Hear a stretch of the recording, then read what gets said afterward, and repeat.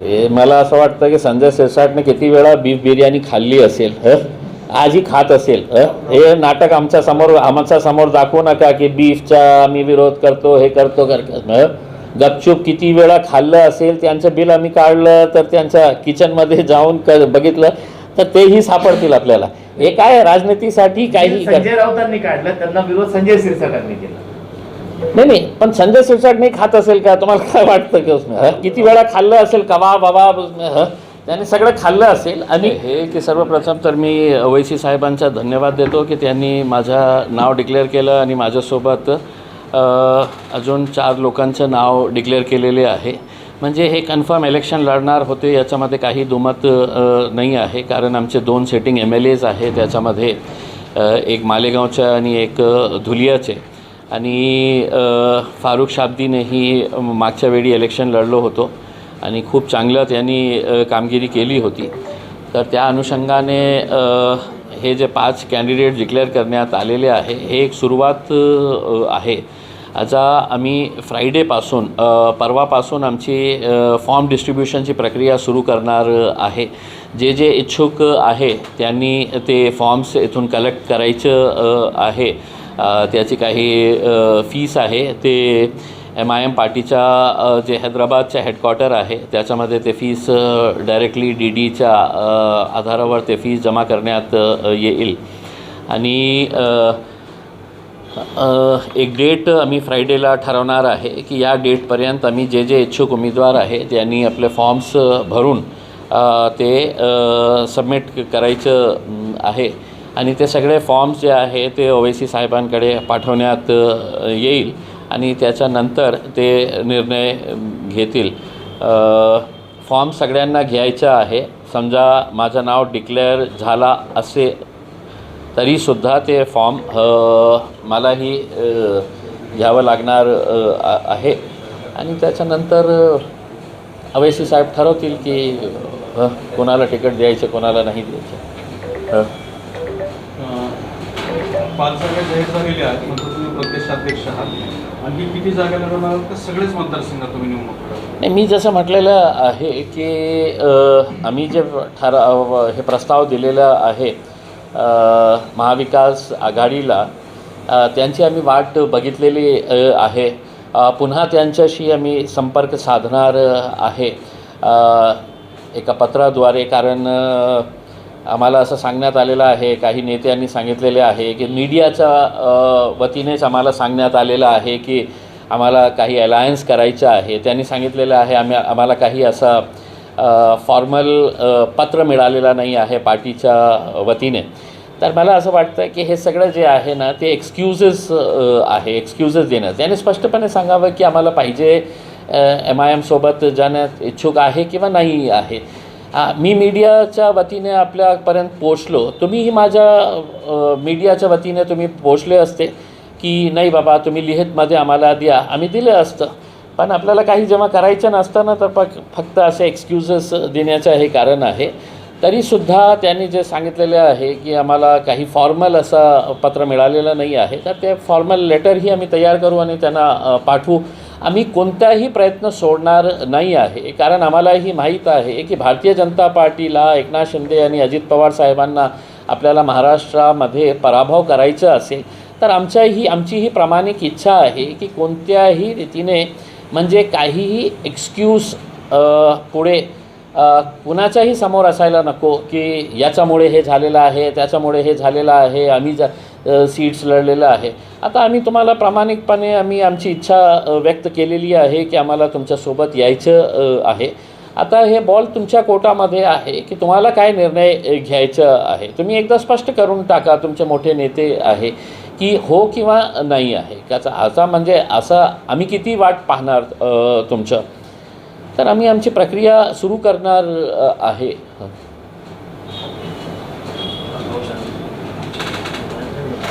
काय राहुल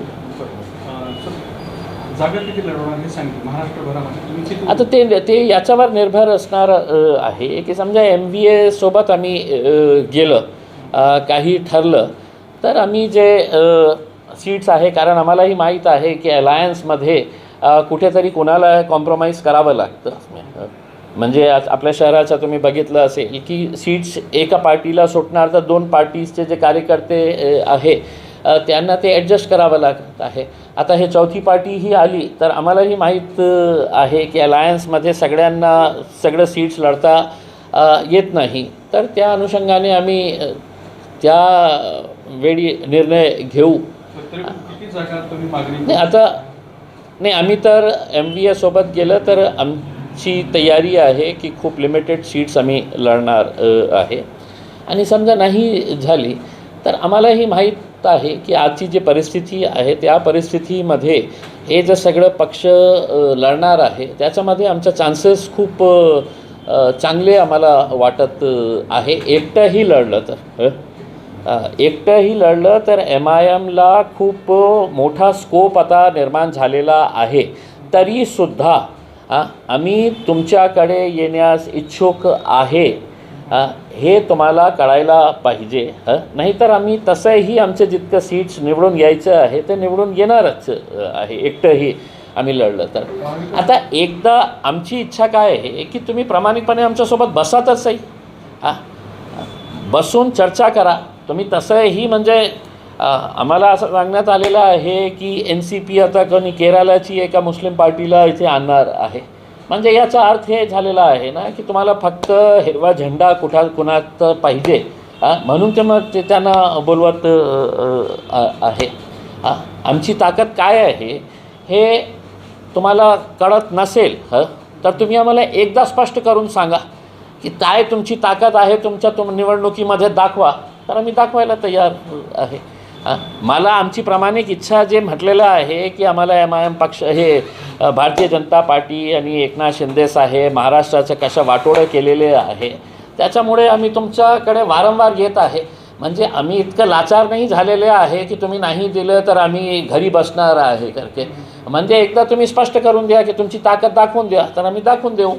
आणि तुम्ही जेव्हा आम्हाला नाही म्हणणार की नाही आम्ही तुम्हाला घेणार नाही तर एका अर्थाने तुम्ही हेच सांगणार आहे ना की तुमची काही ताकद नाही आहे म्हणून आम्ही तुम्हाला सोबत घेत नाही.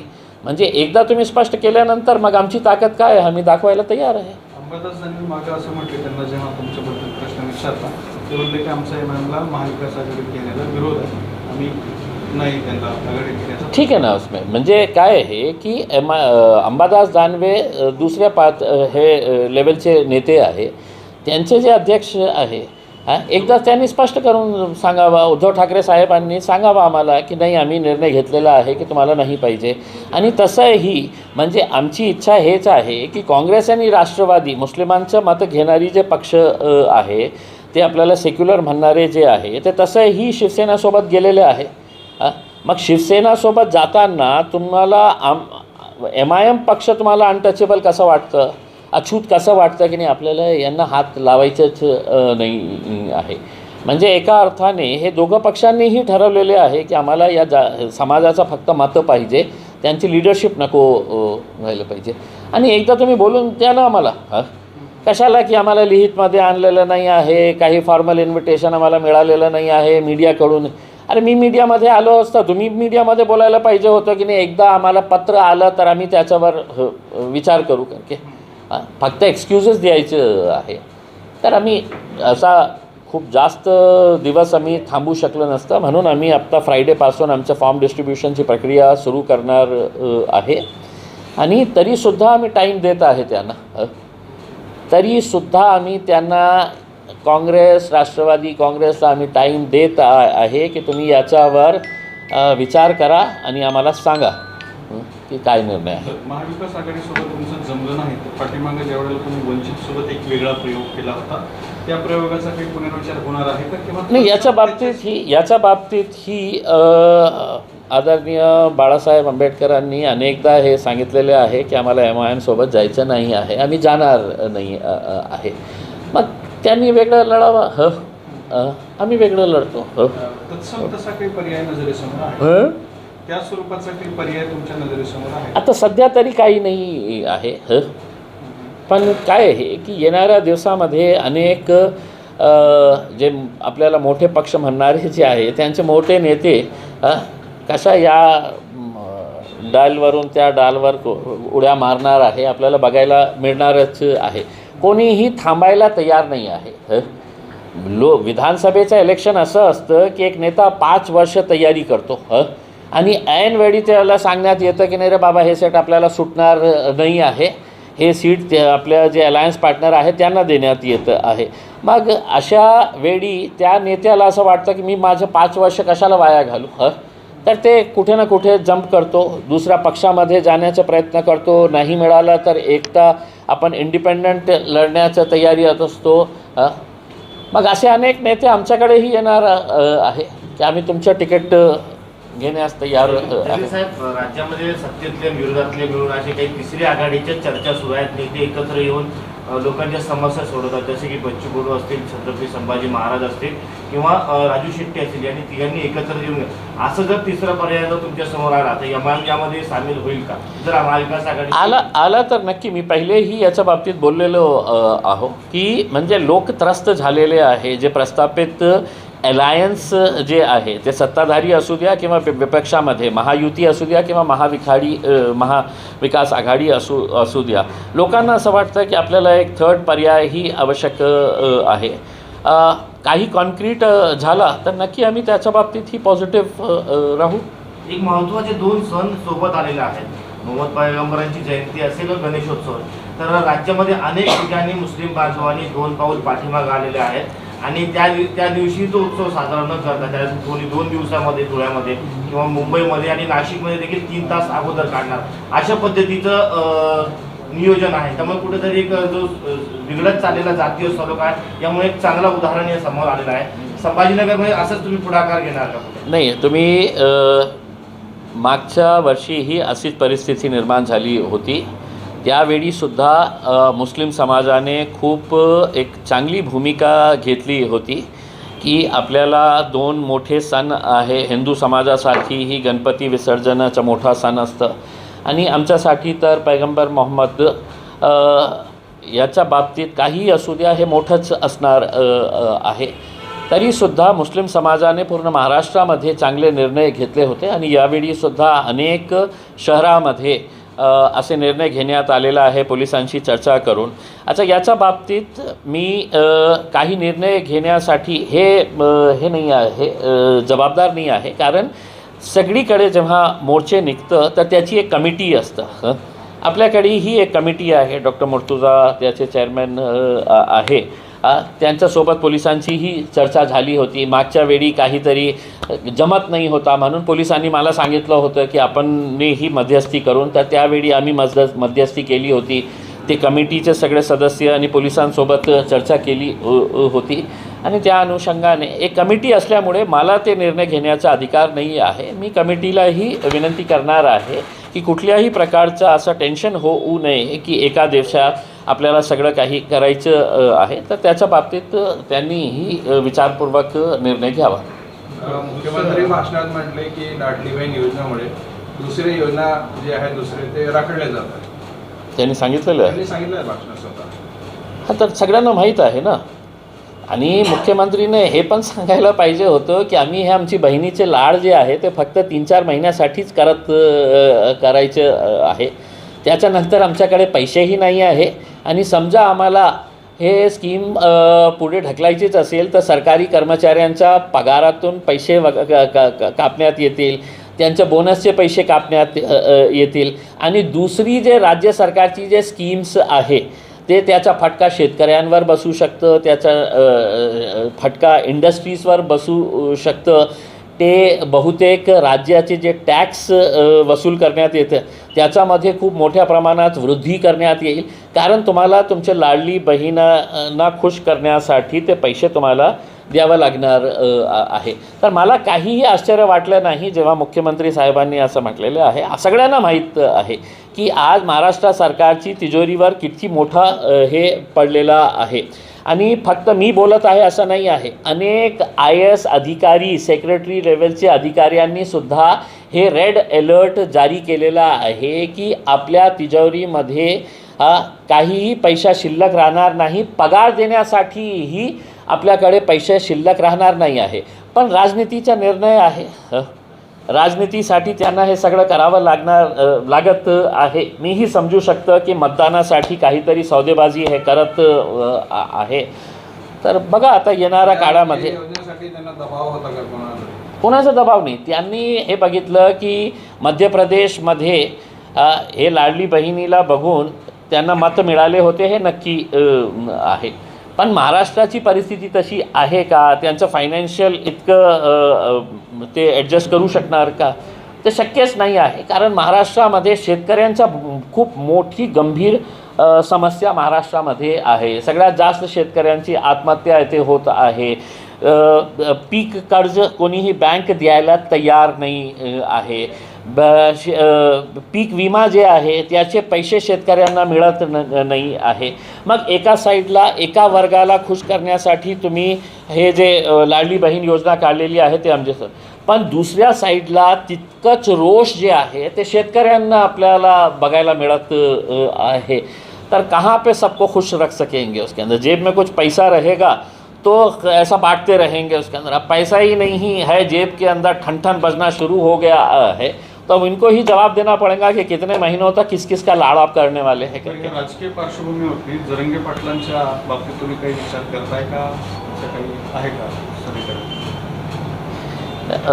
तसा काही प्रस्ताव तर आलेला नाही आहे. आता जेव्हा एकटा चलोरेची भूमिका मी घेणार आहे आणि मी पहिलेही याच्या बाबतीत बोललेलं आहे. राजनैतिक पक्षासोबत आपण अलायन्स करू शकतो. जातीच्या आधारावर करणं मला असं वाटतं हे योग्य ठरणार नाही आहे. आणि आज एक खरी गोष्ट आहे की जरांगे पाटील साहेब जे आहे एक मराठा समाजाचा एक चेहरा म्हणून एक उभे राहिलेले आहे. तर ते मला असं वाटतं की एक योग्य ठरणार नाही जातीच्या आधारावर. ते पक्ष काढलं तर आम्ही पक्षासोबत जाऊ शकतो, त्यांच्या पक्षासोबत जाऊ शकतो, कुणाच्याही पक्षासोबत आम्ही जाऊ शकतो. पण जातीच्या आधारावर हे करणं मला वाटतं की बरोबर होणार नाही. पण मग ते तर उमेदवार देणार आहेत ना, तर ते कसं देणार आहे? त्यांनी पक्ष काढलं तर आम्ही पक्षासोबत जाऊ शकतो, कोणत्याही पक्षासोबत आम्ही जाऊ शकतो. पण फक्त एका समाजाचा आणि दोन समाजाचा मिलन होणं म्हणजे हे मला वाटतं हे बरोबर नाही आहे. आमच्या आयडियोलॉजीप्रमाणे हे बरोबर होणार. तुम्ही पण तरी एका जातीसाठी संघर्ष करता. पण आमचा पक्ष आहे, राजनैतिक पक्ष आहे. AIMIM जे आहे एक राजनैतिक पक्ष आहे. ते पक्ष म्हणून आम्ही आमच्या समाजाच्या बाबतीत आम्ही लढत आहे. आणि फक्त याचा अर्थ हे होत नाही की आमच्या पक्षामध्ये आता फक्त मुस्लिम समाजाला हे मिळणार आहे तिकीट. अन्य जातीचे लोकही आम्हाला अप्रोच करू लागलेले आहे. तुम्ही आमचं फॉर्म डिस्ट्रीब्युशन जेव्हा सुरुवात होईल तर तुम्हाला बघायला मिळणार आहे की किती जातीचे लोक आमच्या संपर्कात आलेले आहे, आमचे फॉर्म घेतलेले आहे, आमच्या पक्षाच्या तिकिटावर लढण्यास इच्छुक आहे. तुमचा जरंगे पाटलांना सल्ला आहे का की त्यांनी राजकीय पार्टी काढावी? नाही, मी कशाला सल्ला देऊ. ते म्हणजे ते इतके हुशार आहे की त्यांच्या एका आवाजावर आता पूर्ण महाराष्ट्रातले जे मराठा समाजातले लोक आहे त्यांच्या एका आवाजावर इकट्ठा होत आहे. तर मी खूप लहान आहे त्यांना असं सल्ला देण्यासाठी. त्यांच्याकडेही मतलब चांगले लोक आहे, त्यांनी निर्णय घ्यावा, ते त्यांचं व्यक्तिगत मत आहे. जरांगे पाटील यांचं उपोषण सुरू असताना तुम्ही इथून आंतरवाडीला गेला, तिथे जाऊन त्यांना समर्थन दर्शवलं. मात्र गेल्या 10 दिवसांपासून संभाजीनगरमध्ये देखील मराठवाड्यातल्या मराठ्यांना आरक्षण मिळावं म्हणून एक तरुणी क्रांती चौकात उपोषणाला बसलेली आहे.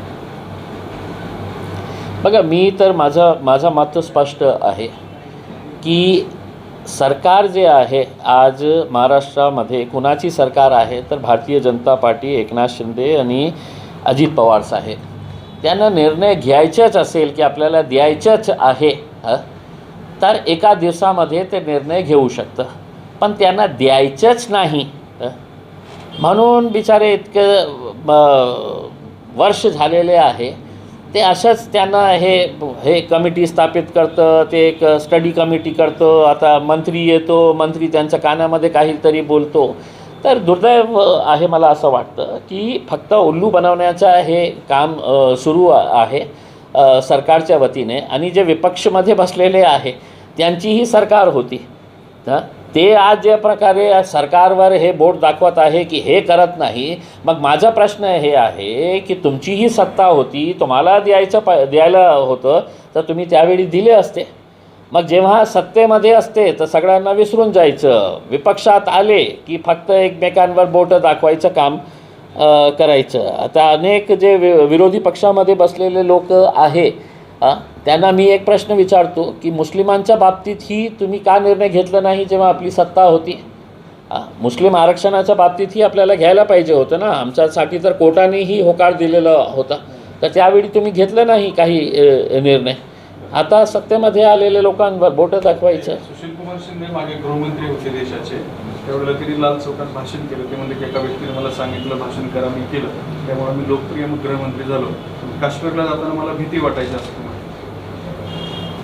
नाही, म्हणजे देशातला गृहमंत्री असणारा माणूस असा म्हणत असेल तर एक म्हणजे खूप चिंतेची बाब आहे आणि दुर्दैव म्हणावं लागेल. कारण काय आहे की ज्या टाईमला काश्मीरमध्ये आतंक होतो तर त्यावेळी आपण आपल्या लोकांना, काश्मीरी लोकांना हिंमत देण्यासाठी की नाही मी तुमच्या पाठीशी उभे आहे, देश तुमच्या पाठीशी उभे आहे, असं वक्तव्य करायला पाहिजे होतं. हे सांगणं की म्हणजे मला भीती वाटायची तर त्यांनी आम्हाला सांगायला पाहिजे होतं की मला भीती वाटतं की तुम्ही जा इम्तियाज जलील, तुम्ही जा असद ओवैसी साहेब, तुम्ही जाऊ शकता का? मी गेलं असतं, तुम्हाला भीती वाटली असती तर मग तुम्ही गेलं तर तुम्हाला धोका नाही ना कशाला?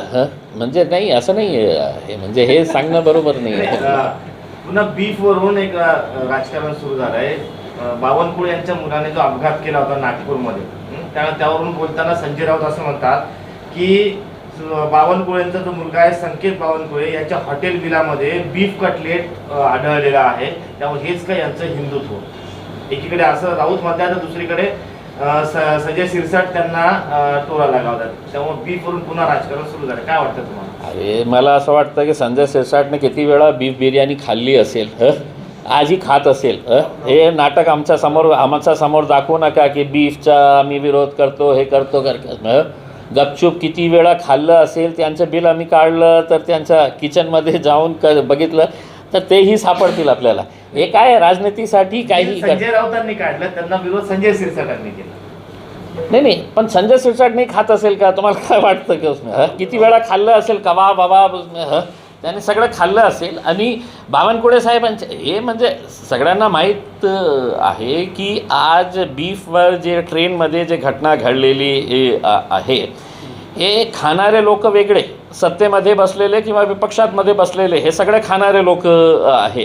त्याचं टार्गेट कोण होत आहे तर ते गरीब 72 वर्षाचा एक जे आपल्या मुलींसाठी काही मटण घेऊन जात होता, बीफ घेऊन जात होता, ते म्हैसचा होता, कशा होता उसके अंदर. पण अशा प्रकारचे मारणे म्हणजे खाणारे लोक हेच आहे. त्याच्यामध्ये संजय राऊतही असू शकतं, बावनकुळेही असू शकतं आणि संजय शिरसाटही असू शकतं. खाणारे हे लोकच आहे. पण भडकवण्याचं काम हे बिचारे लोकांवर, आपल्या सामान्य लोकांवर करतं. आणि हे मग युवा जे आहे ते ट्रेनमध्ये बघत नाही की कोण आहे. असे कुणाचं बिलवरील असं बीफ कटलेट होतो असं बोलणं कितपत योग्य वाटतं तुम्हाला? नाही, ते याचं उत्तर बावनकुळेने द्यावं ना की तुम्ही आम्ही खाल्लं तर सगळं तुम्हाला दोष दिसतं. बीफ खाल्लं म्हणजे आम्ही देशद्रोही होतो आणि तुमचा मुलगा खाल्ला तर त्याच्या बाबतीत काही नाही आहे. त्यांनी बावनकुळेने तर त्यांच्या मुलगाला असं विचारायला पाहिजे होतं की कशी होती रे ते कटलेट, बीफ कटलेट, माझ्यासाठी का नाही आणलं तू? आपण सोबत बसून खाल्लं असतं ना, मी, देवेंद्र भाऊ आणि सगळं आपले मंत्री. कुठून खाल्लं होतं? आमच्यासाठी पण आण नेक्स्ट टाईम गेलं तर. आणि ते बिलवाल्याला सांग ते बीफ त्याचं मत टाकू नका, फक्त कटलेट टाक. तुमच्यासोबत हे ह्या सगळे राजकारणी जे आहेत